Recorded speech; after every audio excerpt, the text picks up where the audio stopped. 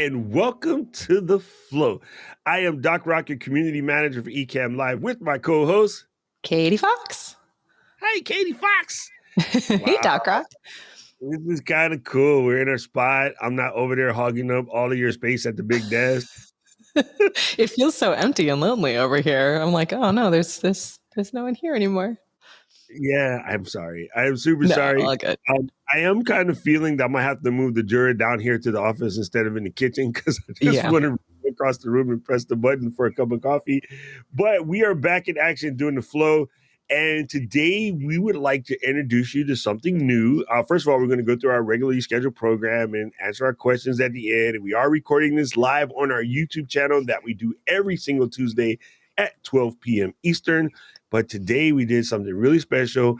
And we have Mr. Luis Vega, a.k.a. Mr. Camera Junkie, remote producing. So we are an official podcast because we have a producer. It's so much fun having a podcast producer. We'll have to share some fun behind the scenes clips and talk through what that process and that experience is like, because I think a lot of people have questions about that. So if you are one of those people that have questions about it, let us know what your questions are, and maybe we'll do an entire episode where we cover remote production and how to produce a podcast or a live show using Ecamm. That is very, very insightful. And I think it would be even good to talk about how I came up with the reflow. Yeah, the reflow. And it's good to call out that sometimes you need a reflow when you had an original flow. So we had an original plan and then we reflowed it. I think a lot of people get stuck in the fact that these plans are liquid, right? They get stuck in the thinking that the plan is the plan, but sometimes you have to make the plan liquid so you can find out what works best for all parties involved. And the number one reason why we went to remote producer is because Luis has always been our editor. And it's a little bit easier to edit when you already know what to expect from expecting nice movie. Well, yeah. And you have all the files up front. So that means that Luis is not waiting for Doc and I to send and upload and pass along files later. And then while we're doing this and he's producing, he can make little notes here and there. And he even has the ability to chime in from the back if we needed to hear the disembodied voice of El Vega. I actually made a scene in the files. There's a scene called producer. So he could load his camera up at any given moment and cut in. You see this a lot in Howard Stern and some of the other radio shows that are televised. Every once in a while, you'll see the producer cut in and say, so forth, so on, and et cetera, right? So it has happened. My favorite of this genre would be Wally on Seth Meyers when Wally comes in, but Wally's just a cute guy. But now they've made Wally a big figure of the show. So Wally actually has part of the jokes, and you'll often see the producers of various shows chime in, and you'll see them with their headsets on and saying things. So yeah, absolutely. I love it. I think it's going to be really fun. So get ready for us to force Luis onto screen more often. Luis at the exact same time Aiden says something, and then he's going to be like, I can't come. Well, actually, I think to sidestep into our topic for today, one of the main reasons why we needed to reflow was that we have this very specific plan and vision for the flow in which we are doing more than just podcasting. We're creating all kinds of pieces of content at the same time. So having a producer is that first step in making sure that the final file that we're going to cut up and use in a bunch of different ways gets to the first person faster so that we're more efficient and we're creating a better workflow. So yeah, so I think it's a good kind of intro into today's topic all about content repurposing. Is if that is your mission and what you're doing with your live show or with your podcast, then you need to be constantly asking yourself, are you doing it as effectively and efficiently as you can be? And if not, what are those changes that you can do to make it easier on yourself or on your team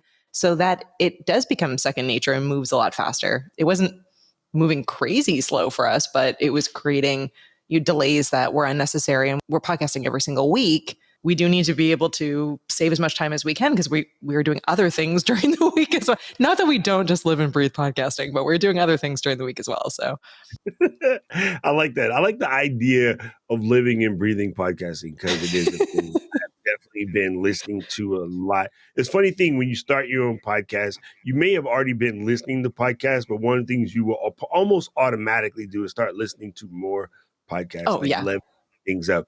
Well, the Jason Bateman, Will Arnett, and Yeah. Sean. Smartless. What the heck is Sean's last name? Smart. Oh, Sean.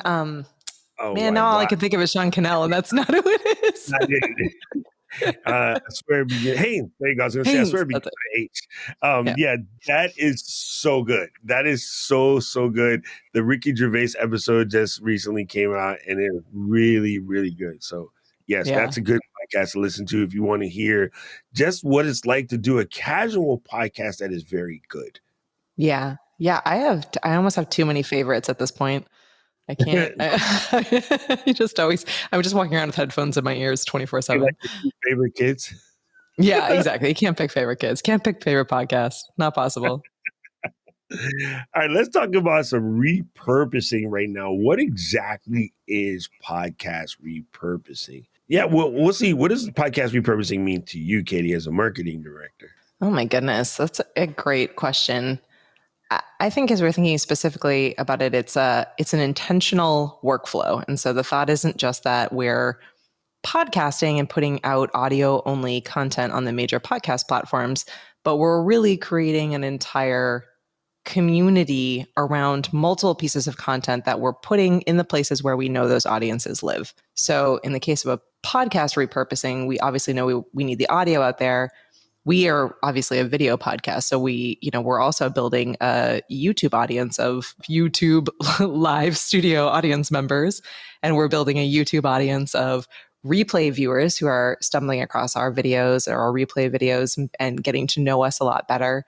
But then we're sprinkling, as Stephanie Liu always puts it, our digital confetti, our content out across all the social platforms in various ways and across our blog. So we're putting our podcast in all of these different places in the form that is most impactful for the audience that's there. So if people want to read, they can get the content by reading. If people want to listen, they can get it by listening. If they want to watch, they can get it by watching. If they want it short, they can get little clips of it and just be able to get that digestible content.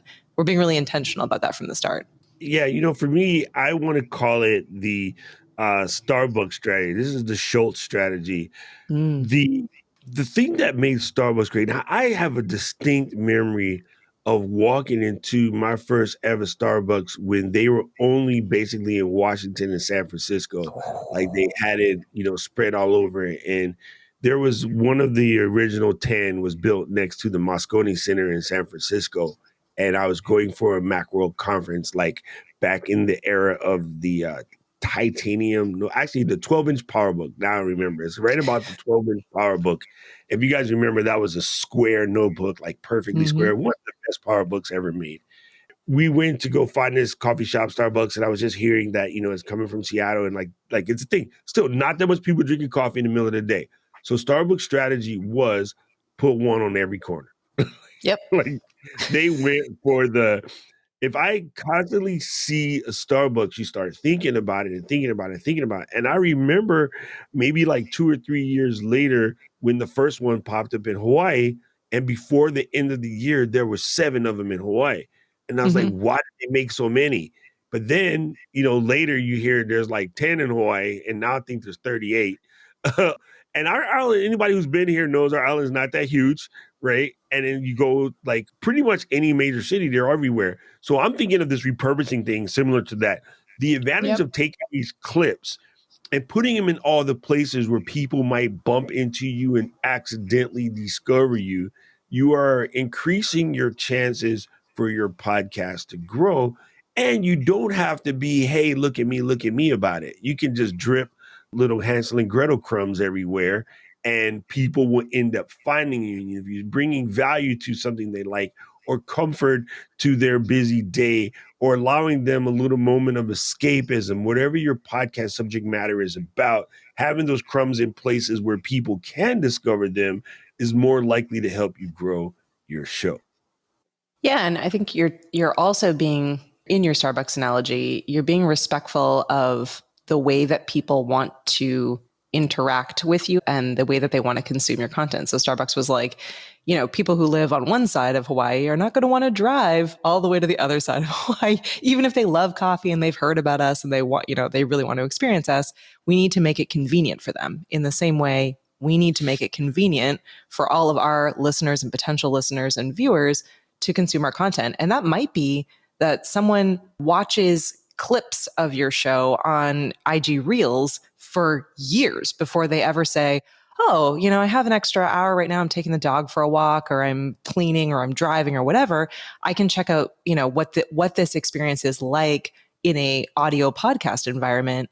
I think you've made that convenient and you've been there consistently for them in the way that they want to and like to consume content.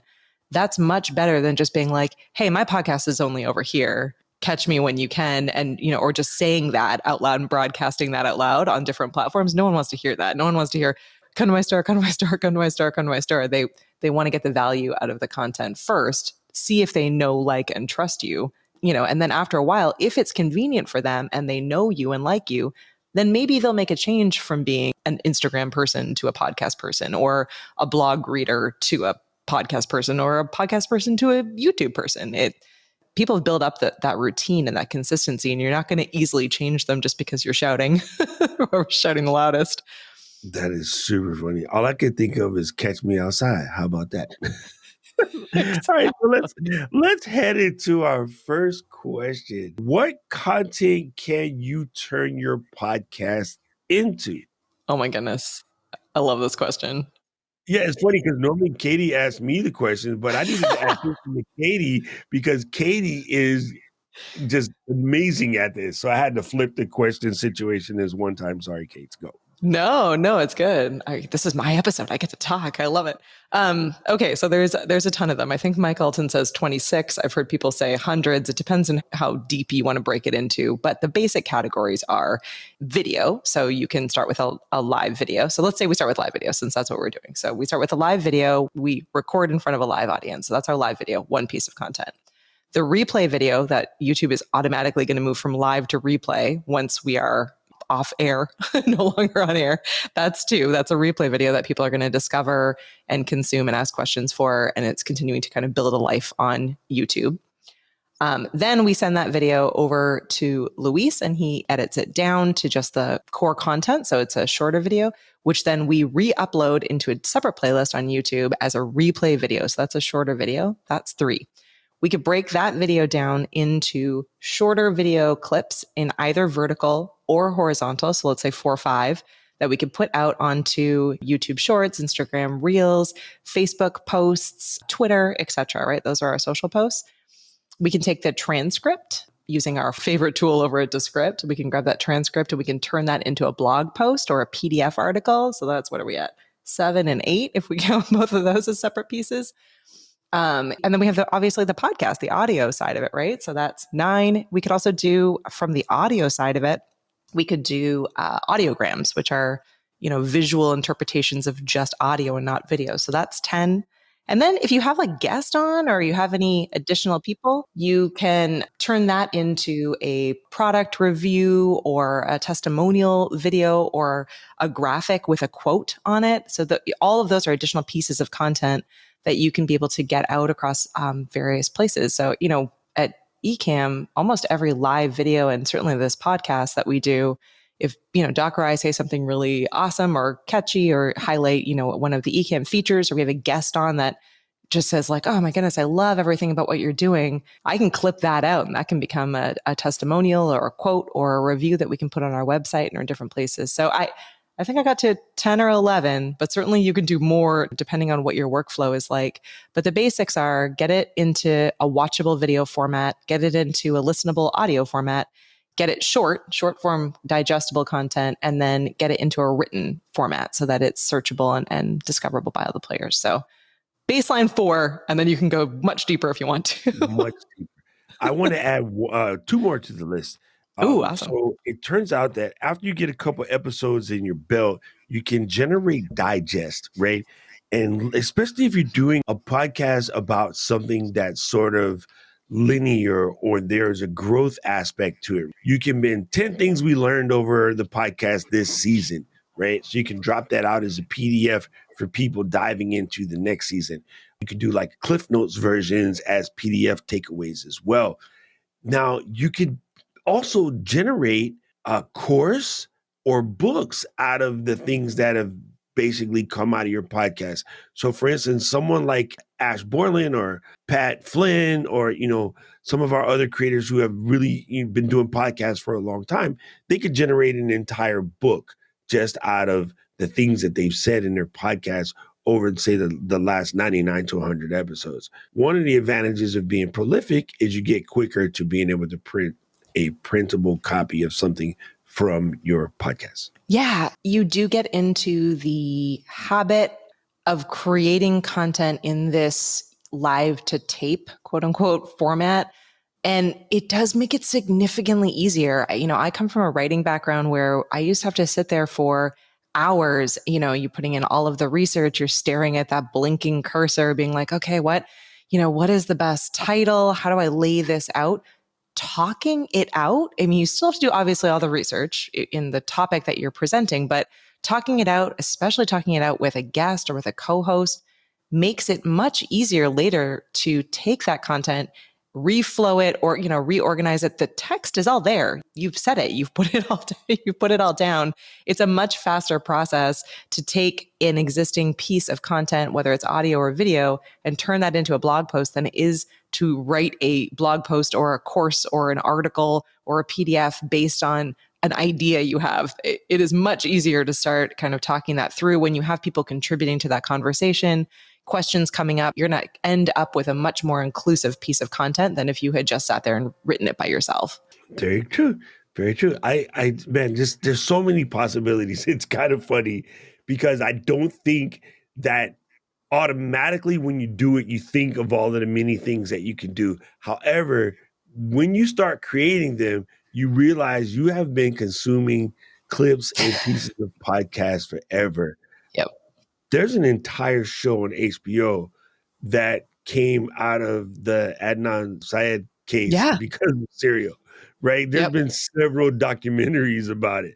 So, I mean, talk about the ultimate repurposing right there is you might even end up on an HBO show, right? And yeah. I just thought of it too, because you and Karen are both in the middle of the book, or Karen's almost done. Actually, take it back. She finished it yesterday. I'm done. I'm a fast reader. Oh, yeah. Okay. So she finished it yesterday. And again, there's a podcast host who basically started their show during the pandemic and basically in 2.5 years wrote an entire book. And now the book is a bestseller and they're, no pun intended, they're killing it. Yeah. The cool thing about that's really important to drive home to all of you listening and watching is that podcast host, shout out to our friends at Morbid, who don't know we exist, but we love them nonetheless. But shout out to our friends at Morbid. They built a community, right? A community of listeners who were putting them in their ears every single week, sometimes multiple times a week, who were binging their show at a time where people didn't have a ton else to do. We were stuck in our homes. We were trying to find ways and outlets to de-stress or to, make things feel somewhat normal. And so when it came time for her to want to write a book and to finish her book, which she had been wanting to do for forever, she had a built-in audience. So launching that book was significantly easier. So, if you're sitting here and you're like, oh, I really want to start this business, or I really want to grow a membership or have a course, starting with a podcast and really putting the work in to find those followers and that audience and that community in all of those places where you're sprinkling your content, that's going to make it so much easier when it does come time to say, hey, I just launched my awesome new t-shirt line, or I wrote a book, or I'm launching this course. You have a built-in audience of people who know the content you're bringing to them is valuable, like you and trust you, and are much, much more likely to not only purchase that item, but to be diehard fans. I mean, that book launched and everyone shared video clips of how excited that they were, or pre-ordering it. They had a built-in campaign without even needing to do the work in building the campaign. Their fans built the campaign for them and were off and running. So that kind of momentum comes from putting in the work and doing the community aspect of it and really making yourself accessible to your community. See, that must have been cool to enjoy as a fan, but as a fan that has experience in book publishing and promoting, like from the marketing aspect of marketing a book. So you saw it totally different than many of the other people to do that. And now that experience itself is your own, and it probably drags you deeper into the morbid verse, if you will. That Yeah. sounds weird unless you know what we're talking about, Yeah. people. Yeah. Morbid. If you don't know, Morbid is a true crime podcast. It's awesome if you want to listen to a true crime podcast. I will say that like it's often funny for me as a marketing professional to kind of experience situations like this where really good content repurposing gets me. So they were talking almost every single episode about the release of this book. And, they're like, you should pre-order a copy. And they had a bunch of fun gimmicks and tactics where if you pre-ordered a copy, you could get, XYZ thing or, things that were popping up. And I totally was like, yeah, I'm in. Like, I'll pre-order a copy. So I pre-ordered a copy and then I'm invested, right? Then, when they were like, oh, now we have new t-shirts, we have this new stuff that's coming out. And, and then I'm scrolling through Instagram. I see their information about the book pop up. Someone's commenting about how they have like cool glow in the dark socks. I'm like, I'm a sock person. I'm like you end up because you've put it in the place. I listen to the podcast. They don't have a video side of things, but they have an Instagram channel and the content on their Instagram is not exactly the same as the content that goes onto their podcast, but it's just similar enough that it makes me want to go there as well. And people who are there, it gets them thinking, oh, I'm missing the whole story behind these images or this video that I want to be able to listen to this podcast. So in repurposing, you're not just putting the same content in the same form everywhere. Today, we're doing our first podcast that's remote produced. So putting out a little short video clip that I take with my phone that talks through like what that experience is like, or sharing some of the like fun 900 screen captures that I got of Doc looking down, all of those, that would be great repurposed content, even though none of that was in the actual podcast episode. But it's just enough that people that are seeing it are like, oh, I've always wondered how to do that. And we're not even talking about that today, remote production, but we will in an upcoming episode. We might catch some people that'll come over and check it out here on YouTube or want to listen to the podcast on the podcast platform. So another good thing to keep in mind is that repurposing doesn't always mean I put the same piece of content in multiple places. It means really thinking about your content as having an A to Z life and how can you build those little pieces of content alongside your main piece that catches attention and pulls people in. That makes sense. Okay, so this is kind of funny because you somewhat alluded to our second point. So let's drop the second point, and Katie, you read this one. What are your top repurposing tips? You covered one of my first ones, and I'm sorry. it is the top repurposing tip. But you did it accidentally without knowing it, and I think this is very important. So I want to make sure that we illuminate this perfectly. Every platform is different. Let me reiterate that for the people at home who are like, they didn't hear me the first time, but just in case. Every platform is different. Do not take something that you made for TikTok and pick it up and drop it on IG, and then pick it up and drop it on YouTube, and then pick it up and drop it on LinkedIn. They all perform slightly differently. You can lead into head and tail a clip. So what do I mean by head and tail a clip? Say you have a clip right here where you say, and this is the most valuable piece of information that you're ever going to get from our particular podcast. You can take that, and in front of it, you can say, from this week's episode, I had a chance to interview Jared Spinks, and this is something I think you should hear. Insert the clip, and it'd be like, at the end, go, if you want to see more, make sure you drop off whatever. That works really well on like LinkedIn. That will not work really well on IG. You see what I mean? LinkedIn people are ready for the direction. They are ready for the tell me where to go. Tell me where to go. Sorry. Yeah, exactly. Or that clip may link into a quote a brilliance that Jared gave during the interview that could either be a graphic and not have any video or text behind it and point back to the full episode, or could be a video clip of him saying something brilliant that has burned on captions on it so people can read it if they're scrolling through. Yeah, 100%. Right. And like, for instance, your own homemade captions in your favorite program, they work really well in many places. But I'm going to tell you right now, on IG, use the built-in IG captioner. They, for whatever reason, because it's their house, happen to give you a little bit more love on the algo if you use their built-in captioner versus make your own. I like to make my own. I think they look cool. And I think it just adds a different visual spot that might grab someone's eyes organically. But if you're an algo tweaker, then you might want to use the built-in one from IG. Now, what I often do is export the built-in one from IG and I'll put it somewhere else just because it looks different and it catches an eye, and that may or may not, do very well on YouTube. But you got to make sure that you do it before you get the burned in IG logo. Do not post videos of another logo on another thing. So do not roll up into the Pepsi factory with a Coke in your hand. Decked out in Coke gear. Yeah. It's super silly. And I don't know why everyone does that. And I guess the part that tempts you to do that is you see videos and things with millions of views on it that have, the TikTok logo and stuff. That those mostly were created before the platforms are decided that they were going to go out of their way to block this stuff. So there's tools out there to help you if you forget to pull down a clean copy before you post it. There's tools out there that will help you get it without the watermark. But every platform is a little different. They have a different culture. So produce for the right platform. It's just so much simpler. Yeah, exactly. And just because you see it working doesn't mean that it's the right thing to do or that it's going to work for you. So, there's a lot of content out there that is working, and it might just be that that person has a much bigger platform than you do, or they got in before there were algorithm updates or changes, or they've paid for it. Like, who knows what kinds of things they're doing or what rules they're breaking. It doesn't mean it's the right thing. So get to know the platforms, I think, is a hugely important tip and something that is going to be helpful regardless of whether you're a podcaster or just creating content for a business or for yourself. They are really different and they need to be treated differently.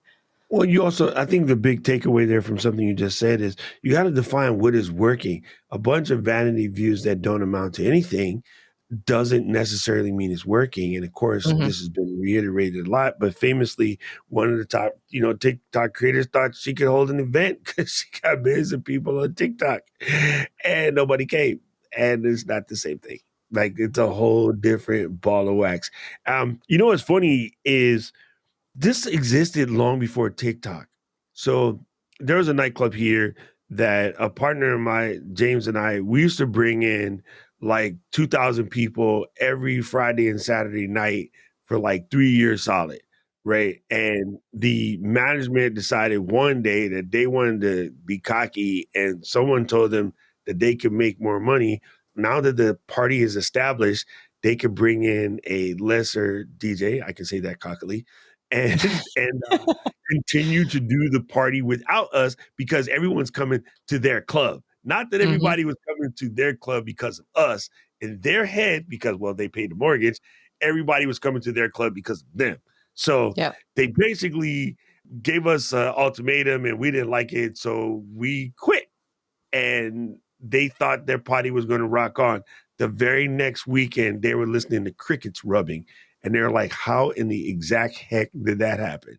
And the fun part of it is moments later, we realized that we go to a place, we take the party to them, and we don't actually work like as employees for a club ever again. We just basically carry the party around. And it's funny, but it goes to show you that it's not often what you think when you see the success that you see the success. So don't be stuck in the vanity side of it because it can completely bite you in the okole or the butt. And I'm pretty sure if DJ Rob is here, he has been through a similar experience because every club owner tries it. Every club owner tries it. And DJ Rob is a big time headliner in Vegas. So I'm sure he's been through it. So yeah, that's just a thing. And remember that each platform is different. Your culture is different. You really don't understand how people connect with you unless you bother to ask. Yeah. And I would say too, to know what and this is true outside of podcasting as well, but really have a good understanding of what your goals are. And are those goals actually ones that are benefiting your business? And do you have too many?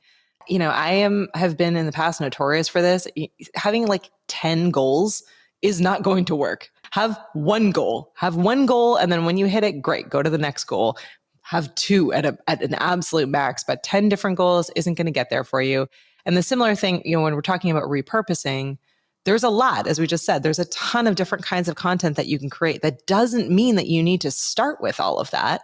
That doesn't mean that you can't add those things on as you build out your team or get into a really good workflow.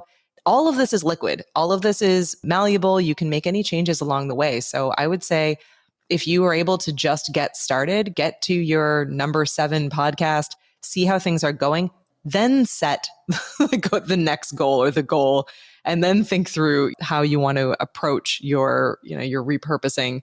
Maybe it's just for the first 7 episodes, you're just going to get out to those podcast platforms. You're just going to get audio out. Great. And then on episode 8, you're like, hey, now we're going to open it up to a live studio audience. We're going to have video and audio available. Awesome. Do that for a little bit. When that's working and you're in that really great state and you're able to do that consistently, then think through how you're going to approach adding, social clips or a blog post or whatever else it is. It's okay to walk before you run. It's okay to crawl before you walk. You don't need to do all of it just because someone like us has told you that there's 26 pieces of content and you have to be doing all of them. You don't have to be doing all of them.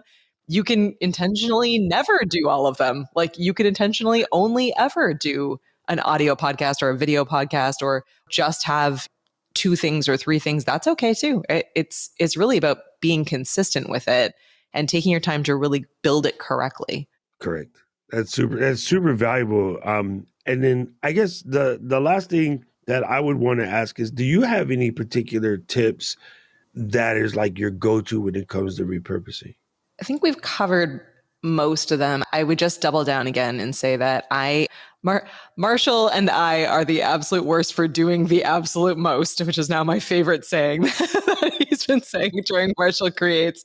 But I am absolutely guilty of this. He is better with the details than I am, but I'm always the person that's like, I think I have time and I think we can do more of this. Get it right first. Don't get it right just for a couple of weeks. Get it right for a good couple of months till you really, really feel solid.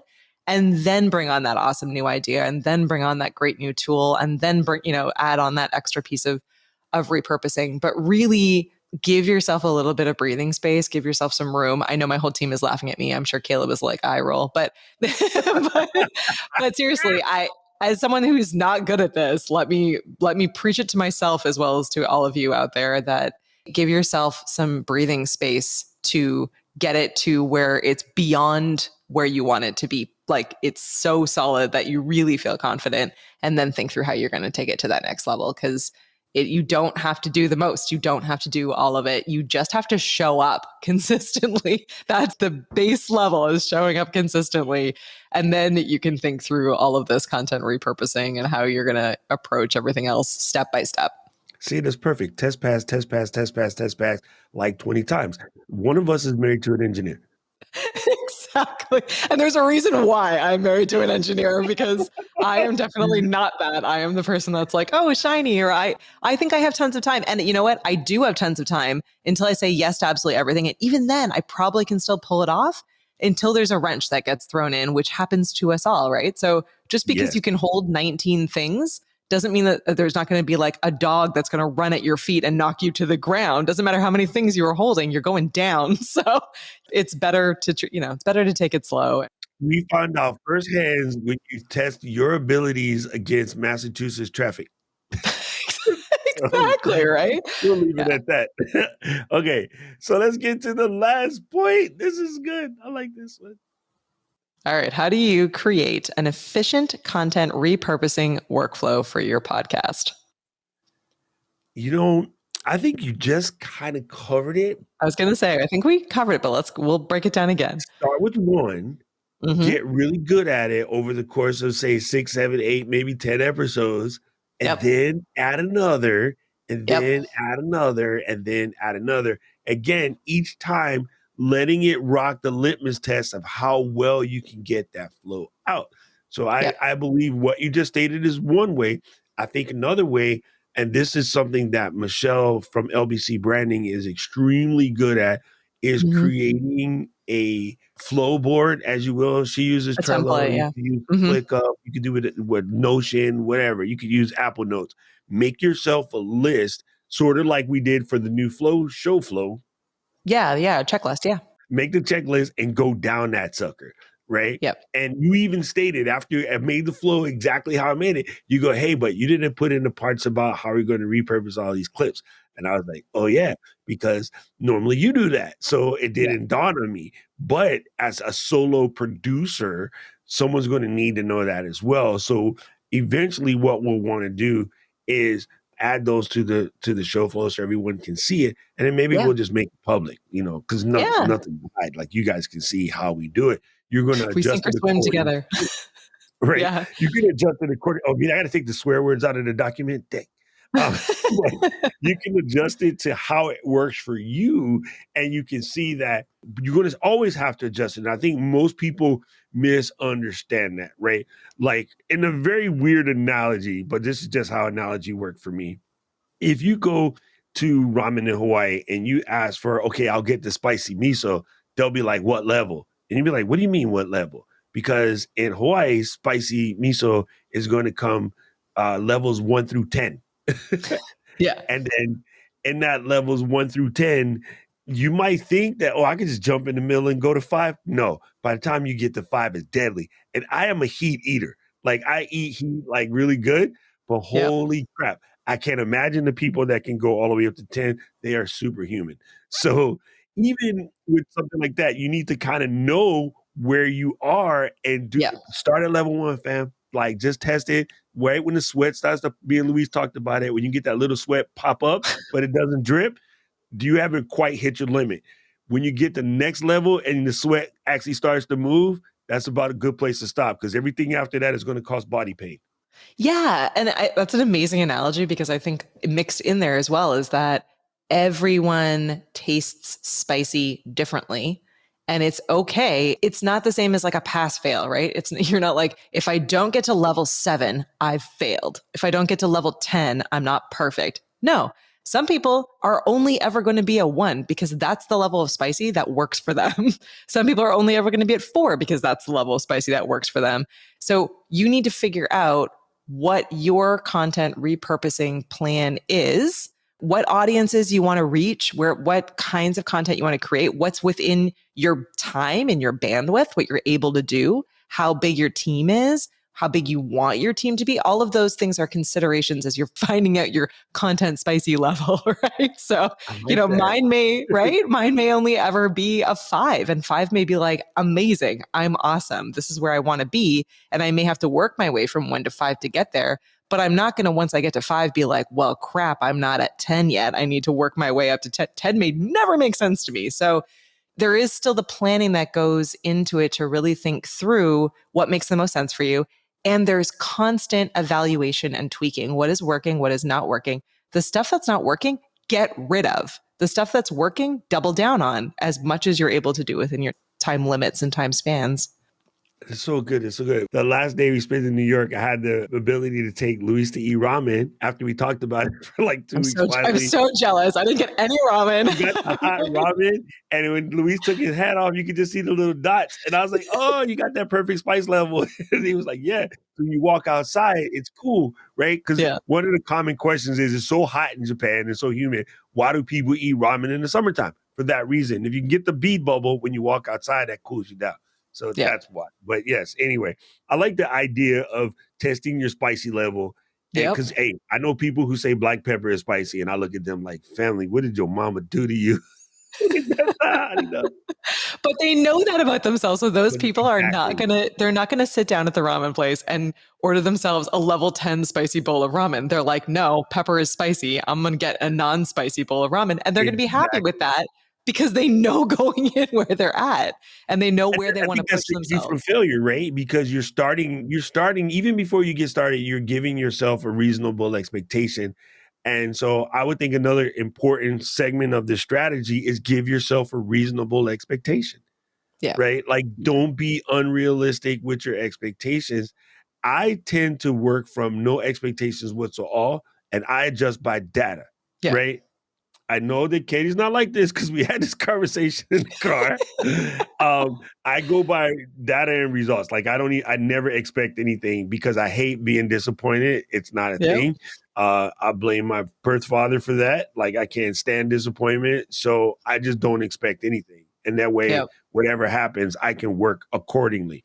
So I think it's important for you that if you start say I'm going to put these out and I'm going to get 15 new users, readers, viewers, watchers, whatever this week, and you get 2, that you're not butthurt by that, right? Yeah. If you go in and say I'm going to make this with the intent of growing, those 2 is growth. and then you can Hercules, right? You feel And better. what made those two come? Double down on that. What got those two in the door? Stop worrying so much about why the other eight didn't show. start thinking through what made it magical for those two. You won those two over. Why? Do more of that. That's what you need to do more of. So good. We got two good ones today. We got the podcast spicy level. It's going to be our new t-shirt. Our new t-shirt. We have all these people asking. Today I'm wearing my favorite of our t-shirts, which is like our Ecamm vintage t-shirt. And they're on the merch shop. So everyone here who has been asking, and listeners, if you don't see this because you're listening, you obviously need to be hanging out in our YouTube studio audience, or swing by and grab our replay video, because that's two pieces of content that we've created. But this t-shirt is definitely hands down one of my favorite, because it's yellow and it's vintage and it feels super fun. I'm just only everyday living in Ecamm t-shirts because it's really fun to make them, and it's even more fun to wear them. So I'm doing it entirely for me, folks. If you like them, that's great, but I'm in the t-shirt business for me. I really like the retro t-shirt. I just looked at this and it gave me an idea. We need to make the 12 days of Ecamm, and I'm going to be 11 Lords of Leaping in the podcasting.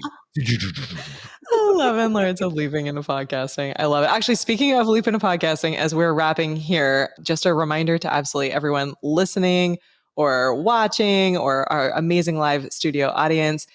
We had such a blast at Leap into Podcasting. So huge thank you to everyone that signed up or that showed up with us live. But just because you may have missed it does not mean you've missed it. We have replay videos available. We unlocked the portal with all of our replay videos this week, yesterday. It's a blur. It's only Tuesday. This week is yesterday. So if you grab a guide, the physical one that Doc is holding up, or a digital copy of the guide, you will get an email from us that gives you a login to our portal. And the portal includes not just this year's replay videos, but videos from 2020 and 2021. So there's over 100 videos. Literally every topic in the world of live streaming and podcasting is covered in these videos.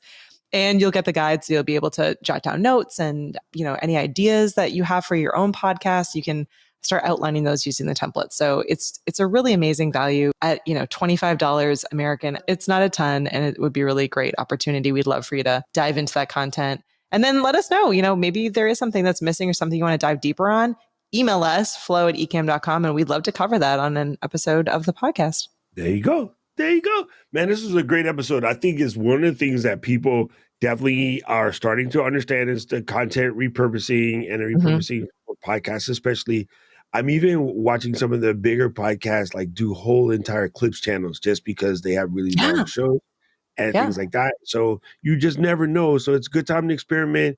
You have a couple of months. And for those who haven't started their podcast yet, I'm telling you, the time is nigh. You kind of want to get it at least going before the end of the year. Podcast is just growing, and it's going to grow more. So this is a good time to be in the podcasting business. Yeah, absolutely. All right, Doc, where can they find us? Luis, flash our awesome.